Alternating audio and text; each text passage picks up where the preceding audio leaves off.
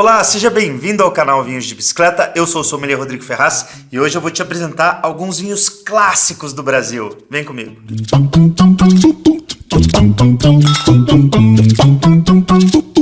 E olha só, antes de te apresentar essas preciosidades que eu trouxe para o episódio de hoje, já quero deixar avisado que esse mês está recheado aqui na Vinhos de Bicicleta. No nosso clube de assinaturas tem ação especial para você que estava pensando, esperando o momento certo de assinar o nosso clube. Então esse momento chegou, é isso aí. Se você assinar qualquer uma das nossas seleções, seja ela no plano anual ou no plano semestral, você ganha automaticamente uma garrafa extra autografada por mim, é isso aí. E essa garrafa é da nossa linha Vena Vitae, uma linha própria aqui da casa de um vinho espetacular, tenho certeza que você vai adorar. E tem mais, viu? Neste mês tem 2 cursos presenciais já previstos, estamos nas últimas vagas. O primeiro deles é o curso de uvas do vinho, vai acontecer aqui em São José dos Campos, na sede da Vinhos de Bicicleta. Eu e o Diegão vamos te apresentar uma proposta bem prática, com técnicas profissionais de degustação, para você saber a tipicidade de cada vinho ali, ó, na taça. Você vai saber o que tem de mais especial em cada uva do vinho. E lá em São Paulo, capital, a gente faz um workshop de vinhos gregos, com vinhos de alta gama, vindos de diferentes partes da Grécia. E esse curso tá com uma promoção especial de 40% de desconto. Então aproveita, hein? O link tá aí no descritivo do vídeo. Agora, vamos para os clássicos brasileiros.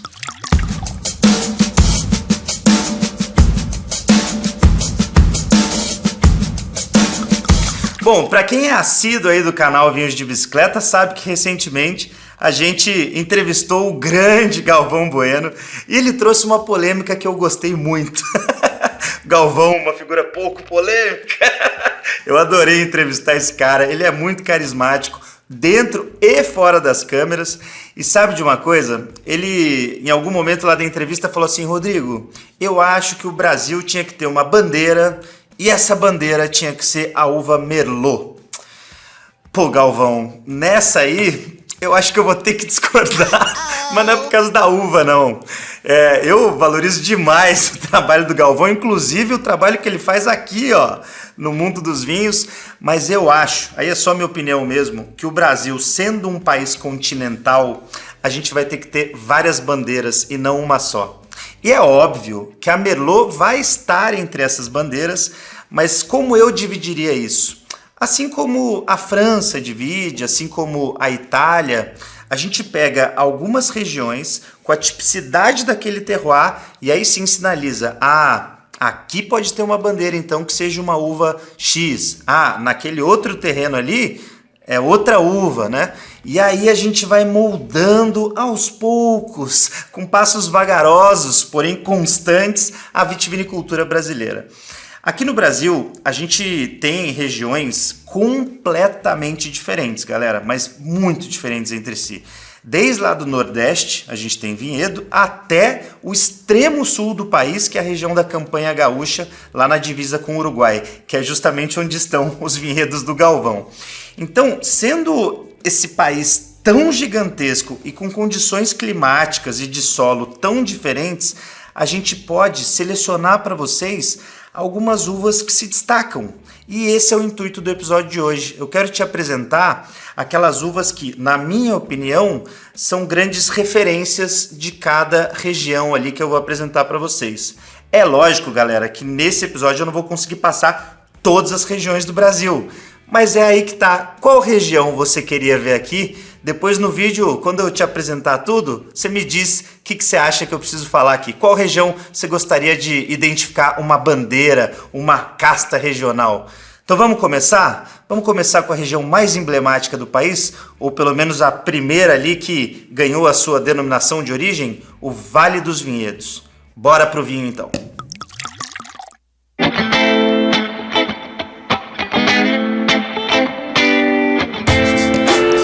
Começando então com as bandeiras nacionais do vinho, a gente vai iniciar nossa jornada lá pelo Vale dos Vinhedos. Lógico que é por lá, né? Porque é a primeira denominação de origem brasileira, uma região muito emblemática, e lá eles selecionaram a Merlot para ser a grande protagonista regional dos vinhos tintos. Só para vocês terem ideia, para você conseguir colocar esse selinho de denominação de origem, o vinho tem que ter no mínimo 60% de uva Merlot. Só para você ter uma ideia. É isso aí, 60%.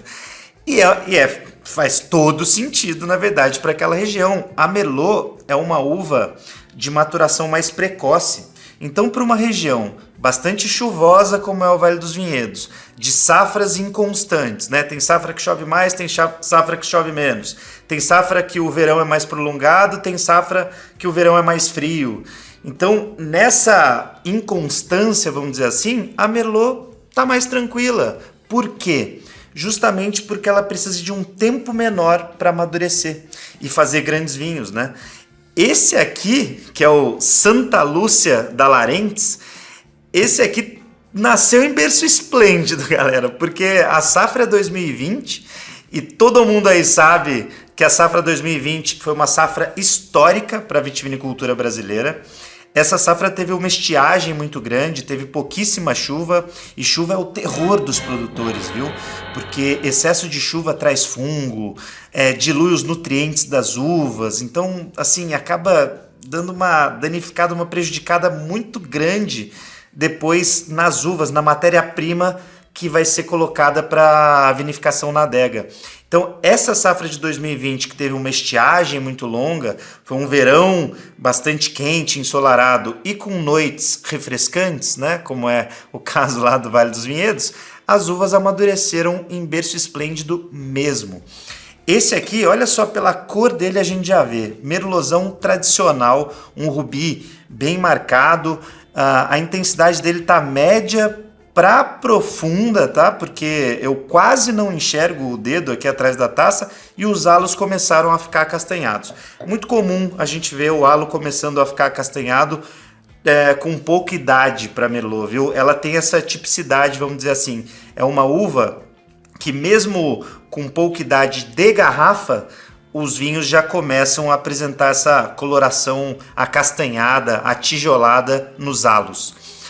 Bom, esse aqui, ó, safra 2020, garrafa numerada da Larentes, tá? A produção total deles é de 3.350 garrafas e eles fizeram só 12 barricas desse vinho e o vinho estagiou por 15 meses em barricas de carvalho francês. É o que o produtor colocou aqui pra gente no contrarótulo.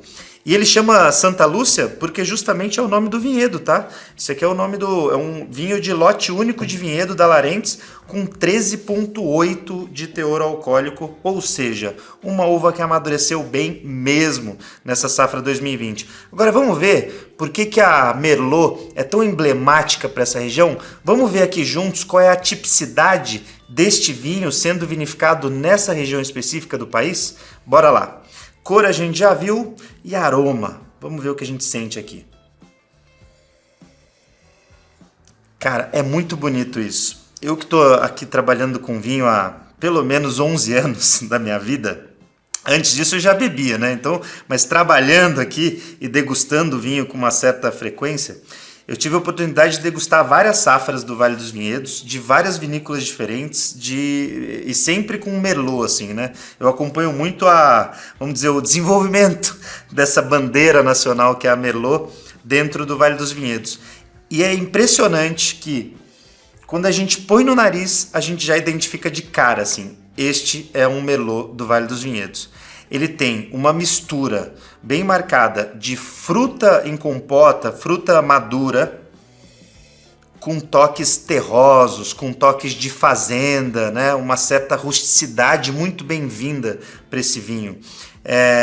Isso eu acho que é uma característica muito básica de Vale dos Vinhedos e Merlot, sabe? Deixa eu ver o que mais que eu sinto aqui. Complexidade, viu, galera? Complexidade. Dá para ficar sentindo várias camadas de aroma, porque é uma uva, como eu disse, não precisa de um verão muito longo para amadurecer. É uma uva que consegue concentrar nutrientes, precursores aromáticos em uma estação mais curta. Então a gente sente essa complexidade toda depois aqui na nossa taça. Esse aqui não é diferente. Dá para ver essa mistura mesmo. Isso é o que eu queria deixar de mensagem para vocês. Misturou fruta madura, parece uma cestona de fruta madura, com rusticidade, isso é Merlot de Vale dos Vinhedos. Isso é uma bandeira nacional que a gente tem. E se você for contar para os seus amigos aí, eu quero te mostrar um emblema, né?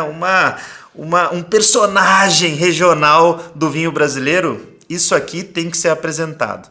Merlot de Vale dos Vinhedos. Eu não tô nem falando de Serra Gaúcha geral, tá? Porque depois, em outros episódios, eu trago até outros personagens de outras regiões da Serra, de outras cidades ali da Serra Gaúcha, mas dentro do Vale dos Vinhedos, a Merlot impera e impera bonito.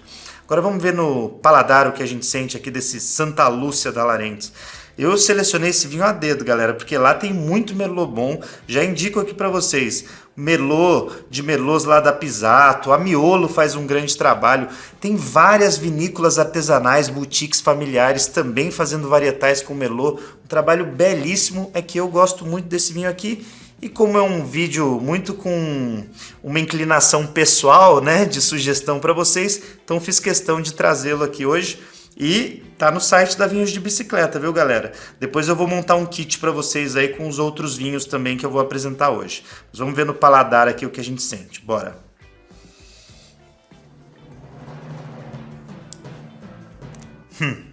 Merlotzão. Isso aqui é o seguinte, médio corpo, não é um vinho muito encorpado, nem leve. O tanino dele levemente adstringente e uma concentração média de taninos. O que eu quero dizer com isso? Aqui não está nem com pouco tanino, né, de quantidade, de volume de tanino, e nem com muito. É uma concentração média. Mas essa concentração média que eu sinto aqui, ela causa uma leve adstringência. Isso faz todo sentido, porque no Vale dos Vinhedos a gente está falando de uma região de temperatura amena, né? Tem verões, como eu disse, que não são muito quentes. Não dá para comparar o verão lá do Vale dos Vinhedos, do Rio Grande do Sul, com o verão do Nordeste brasileiro, por exemplo. Então, sendo uma região um pouquinho mais fria, um pouquinho mais amena, a gente sente essa astringência de tanino aqui, que é super comum e super típico. E o final dele, deixa eu ver aqui.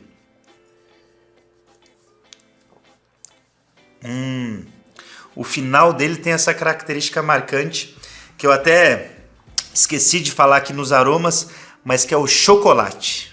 Muitos vinhos de Merlot têm esses sabores achocolatados também. Então é uma mistura, como eu disse para vocês, fruta, rusticidade e o chocolate, dando esse toque especial, um final prolongado aqui no paladar.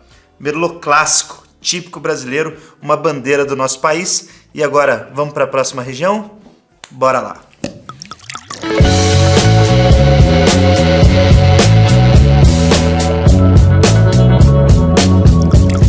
Vamos continuar com as bandeiras nacionais e agora a gente chega aonde? Na terra da vinícola lá do Galvão Bueno. Agora eu tô com uma responsabilidade aqui para falar com vocês. A gente vai para a Campanha Gaúcha, que é a terra justamente do extremo sul brasileiro, né? Coladinha ali com o Uruguai. E é muito engraçado, né? Porque você para pensar assim, se for pensar, tá mais ao sul, então é mais fria, né? Certo? Não, não é mais fria. Primeiro porque a Campanha Gaúcha está numa altitude menor do que a Serra Gaúcha, onde está lá o Vale dos Vinhedos. Então, aí já começa a ajudar a não ter uma temperatura tão fria. Segundo, que lá tem um índice pluviométrico menor que a Serra Gaúcha, ou seja, chove menos. É uma região mais ensolarada, a famosa terra das coxilhas, né? As pequenas montanhas ali, e você vê aquela paisagem de perder de vista. Então, é isso que eu tô te dizendo, é uma curiosidade do nosso Brasilzão aqui. Apesar de estar mais ao sul, de ser coladinha com o Uruguai, as temperaturas durante o verão, a temperatura média é mais alta do que na Serra Gaúcha, né? Então não é só latitude que conta. Aqui, altitude também fez muita diferença no terroir da campanha. Se é uma região que eu estou falando um pouco mais ensolarada, né, com menos chuva, então a gente consegue cultivar a uva mais forte, uva que precisa, uva mais pesada, que precisa de uma estação longa para amadurecer bem. Pensou em alguma uva aí com essa característica? Cabernet Sauvignon, meus amigos. Cabernet Sauvignon é justamente assim. Quando você tem uma estação muito curta para amadurecer Cabernet Sauvignon, não é legal, não é o ideal. É uma uva mais chatinha nesse sentido. Porque se você tem uma estação curta demais e colhe a Cabernet Sauvignon muito verde, aí você vai ter muita pirazina, muito aroma de pimentão no seu vinho. Se você, por outro lado, está em uma região que tem um verão mais ensolarado, um verão mais extenso e se preocupa menos com a chuva, né? Porque chove menos, então sua uva consegue amadurecer por mais tempo e aí sim é um berço muito interessante, um reduto muito interessante para Cabernet Sauvignon. O Galvão que não me ouça, né? Porque ele queria que a Merlot fosse ali a bandeira. Mas de fato, Galvão, seu Ânima é bom pra caramba, bicho. O seu Ânima Merlot é um vinhaço, é um dos melhores vinhos que eu já degustei, mas tô aqui para defender a outra bandeira nacional, que é a Cabernet Sauvignon da Campanha Gaúcha. Vamos ver agora, eu escolhi um Cabernet Sauvignon 100%, a safra também é 2020, e esse aqui é o Dom Tomás e Vitória, ali da Estância Paraíso. Cara, rotulagem linda, queria destacar aqui, tá? O rótulo da Larentes também era muito bonito, mas esse aqui tá maravilhoso, garrafa numerada também, aqui ó, lote único de 3.500 garrafas, e esse aqui é da região de Bagé, lá na Campanha Gaúcha. Vamos então degustar, né? Vamos ver o que tem de especial aqui o Cabernet Sauvignon da nossa queridíssima Campanha Gaúcha. Cor dele tá bem parecida com a do Merlot. Esse vinho aqui, se eu não me engano, eu posso estar enganado, mas se eu não me engano ele não tem estágio em barrica. Eu acho que aqui foi só tonel de inox e depois direto para a garrafa. Então a cor dele tá bem parecida com a do vinho anterior. É um rubi de média intensidade caminhando para o profundo. E o halo dele também está levemente acastanhado, safra 2020, mas aqui começou a ficar acastanhado, não tem nada muito marcado não. Vamos ver os aromas que a gente sente desse... Vamos ver se tem pirazina aqui? Vamos ver se tem pimentão? Eu acho que não, hein? Bora lá. Cadê o pimentão? Não tem, galera, não tem. Isso aqui é um Cabernet Sauvignon evoluidíssimo. Não à toa que eu selecionei ele para mostrar aqui como bandeira do Brasil, né? Porque afinal de contas tinha que ser vinhaço, né? E esse aqui realmente é um vinho que dá pra gente pegar aqui no aroma que essa uva amadureceu muito bem. Eu não sinto nenhum traço de pirazina. Muito pelo contrário. Se a gente sente qualquer traço herbáceo aqui, que é normal, tá? Porque a pirazina é um traço herbáceo, só que um traço bem forte, né? Um traço de pimentão. Mas nesse vinho aqui, o traço herbáceo tá domado. Ele vai para uma erva fina, uma erva seca, tá? Então tá bem interessante. E o aroma que mais se prevalece aqui é de fruta. E que tipo de fruta? Vamos ver. Fruta vermelha e fruta negra maduras. As duas maduras, tá? Não chega a compota, não chega a geleia, mas são frutas bem amadurecidas. Como se estivesse realmente fazendo ali um piquenique e sentindo ali uma amora bem madura, uma ameixa bem madura, dando aquela mordida gostosa numa ameixa madura. É o que dá para sentir aqui de aroma nesse vinho. Tá muito interessante, assim, aromas muito frutados, misturando com esses toques levemente herbáceos que dão um toque, todo um charme para esse vinho. Deixa eu ver se eu consigo sentir mais coisa aqui. De leve, de fundo aí uma especiaria doce, um anis estrelado, até um zimbro, tá? Mas realmente a fruta e o toquezinho herbáceo são os principais quando a gente fala desse vinho. Bem complexo também, tão complexo como quanto o vinho anterior. Agora vamos ver no paladar o que a gente sente dele.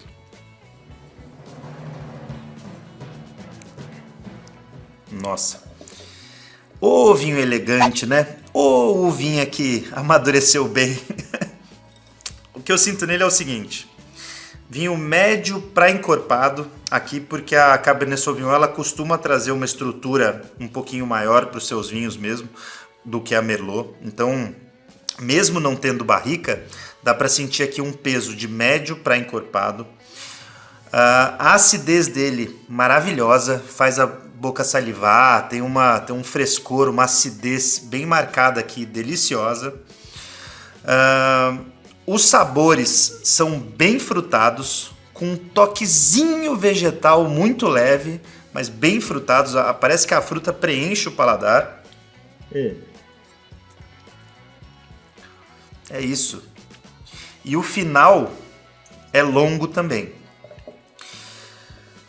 E o tanino tá macio, tá bem macio. Ó, a safra não é nem tão antiga, mas o tanino tá super agradável e com uma concentração tânica um pouquinho acima com relação ao vinho anterior, tá? Então uma concentração tânica já um pouquinho mais marcada, só que um tanino extremamente macio.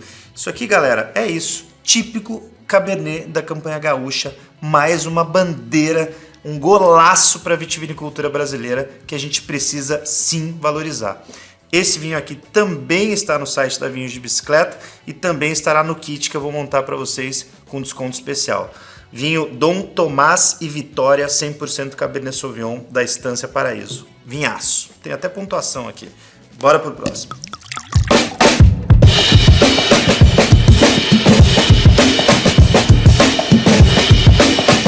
Chegamos na nossa última indicação do episódio de hoje. E agora sim, no terroir de inverno.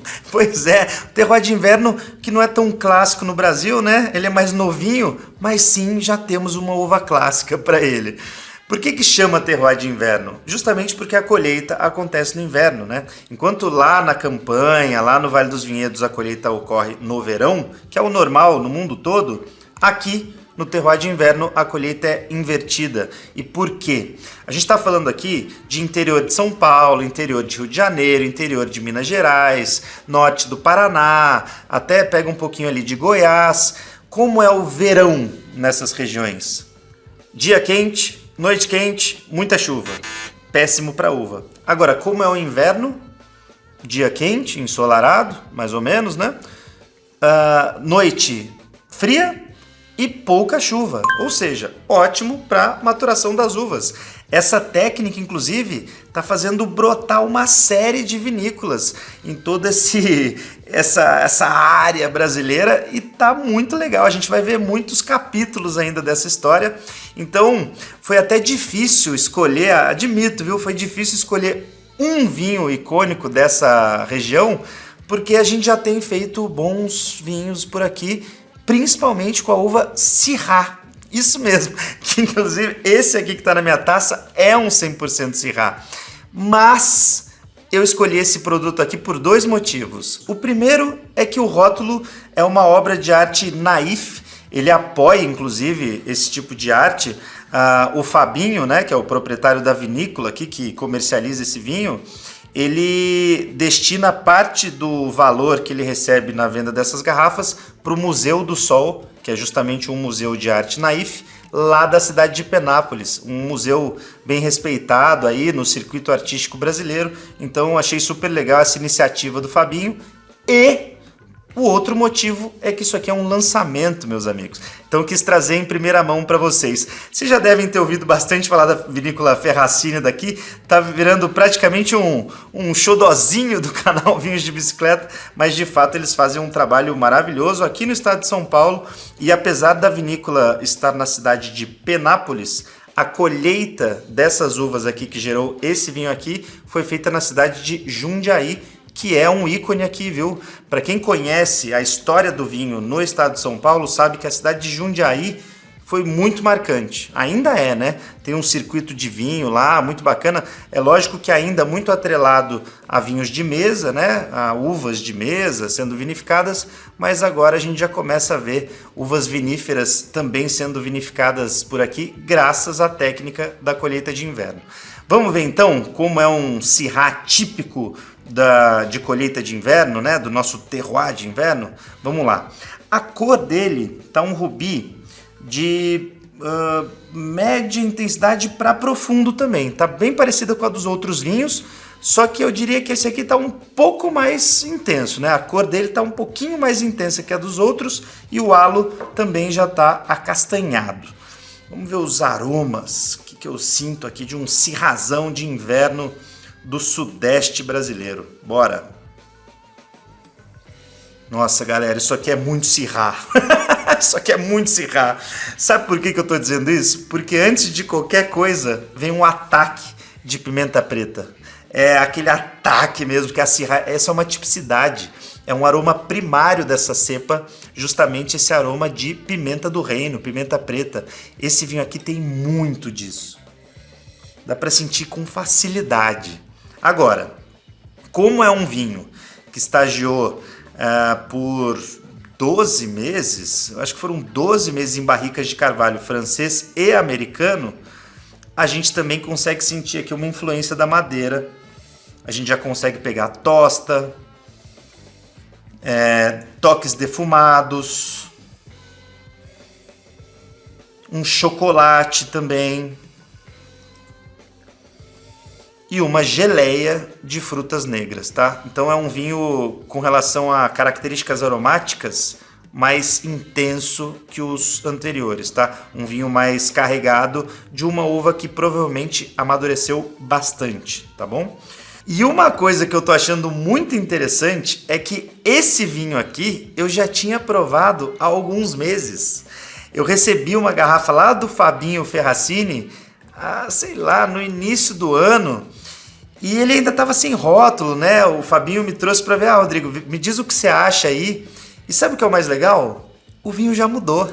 O vinho já mudou. Naquela época eu falei pro Fabinho até, eu falei, eu acho que esse vinho precisa evoluir um pouquinho mais em garrafa e tal, precisa amaciar um pouquinho mais os taninos dele, deixar esse aroma dele evoluir um pouquinho mais. E não é que o bicho já evoluiu aqui e já tá diferente do que aquele rótulo que eu provei, aquele vinho que eu provei há alguns meses, sabe? Muito legal. O vinho é uma bebida viva mesmo, né, galera?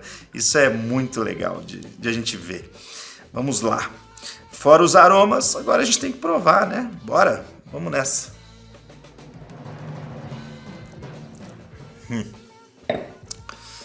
Syrahzão carregado, tânico, acidez ainda marcada. Aquele chocolate que eu falei no aroma, a gente sente de novo no paladar. Entrou junto com a coisa da geleia, do chocolate e da pimenta, a gente consegue sentir um toquezinho vegetal também no paladar, mas bom, viu? Não tô falando que é ruim, não. É um toque que traz uma certa refrescância de uma uva que foi bem amadurecida, mas tem um traço aqui, um pouquinho do vegetal. Me agradou bastante, para dizer bem a verdade, porque faz um equilíbrio com aquela coisa tão marcada da Syrah, esse toquezinho vegetal. Ficou bacana, gostei. Não é todo vinho do terroir de inverno que vai ter esse toque, viu? Esse aqui tem, mas não é todo que tem, não. Vamos ver o que mais aqui.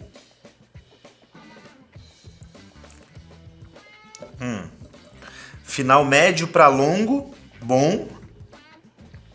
E é isso, Syrahzão completo, robusto, bem interessante. Isso aqui, até pensando em harmonização, por ele estar robusto, mas com uma acidez ainda marcada, eu acho que é o vinho ideal para o churrascão, né? Porque a acidez vai limpar a gordura da carne e a robustez dele vai combinar demais com a proteína mais carregada. Então, vinhaço. É o tipo de vinho que eu acho que vai ter muito potencial de guarda ainda em adega. Então, assim, é para guardar. E todos os outros também tinham, para dizer a verdade, tá? Porque o Merlot Santa Lúcia, lá da Larentes, pode deixar na adega, esquecer. O Cabernet Sauvignon da Campanha Gaúcha já tem essa tipicidade natural da uva, então para deixar assim uma guarda mais prolongada. E esse Syrah aqui vai no mesmo caminho. Então, assim, olha que legal, né? Vinhos que são bandeiras brasileiras e que todos eles, pelo menos aqui hoje, apresentaram um potencial ainda de evolução em garrafa. E este aqui também, apesar de ser lançamento, também está no site da Vinhos de Bicicleta para quem quiser comprar e conhecer um pouquinho mais da nossa Syrah do terroir de inverno. E a gente montou kit para vocês, hein, pessoal? Um kit juntando esses 3 ícones, esses 3 clássicos, para você, quem sabe, presentear um amigo ou presentear a si mesmo para estudar aí sobre as nossas bandeiras nacionais, né? Os nossos clássicos. Porque apesar de sermos uma indústria do vinho ainda muito jovem, a gente já começou a criar os nossos clássicos. Bom, o episódio de hoje tem que acabar, né? Senão a gente vai ficar aqui falando 2 horas para eu mostrar cada região. Mas conta para mim, qual região você quer que eu fale aqui numa próxima vez? Diz para mim aí, qual uva que você quer ver por aqui eu provando e indicando como uma bandeira regional brasileira, hein? Tô curioso aí para saber nos comentários. Espero de verdade que você tenha curtido minhas sugestões de hoje. Porque, olha, foi um episódio que eu adorei gravar, porque tomar esses clássicos aqui, putz, sempre é uma boa pedida. Se você curtiu também, deixa seu like, se inscreve no canal para quem não é inscrito ainda, toda semana tem conteúdo fresquinho, novinho para vocês. E é isso, galera, viva a cultura nacional, viva a cultura do vinho. O kit, com esse kit aqui desses vinhos que eu apresentei para vocês hoje, já está no site da Vinhos de Bicicleta, ele tem um valor promocional e se você também quiser adquirir as garrafas avulsas, fica à vontade. E lembra, hein? Lembra do que eu falei lá no começo?